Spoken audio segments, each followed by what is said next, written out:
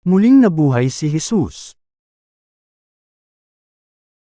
Makaraan ang araw ng pamamahinga, sa pagbubukang liwayway ng unang araw ng linggo, pumunta si Maria Magdalena at ang isa pang Maria sa libingan ni Jesus upang tingnan ito.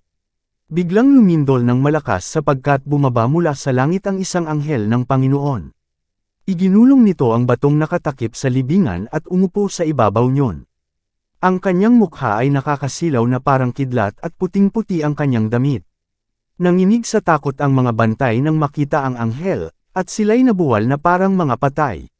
Ngunit sinabi ng anghel sa mga babae, "Huwag kayong matakot, alam kong hinahanap ninyo si Jesus na ipinako sa krus.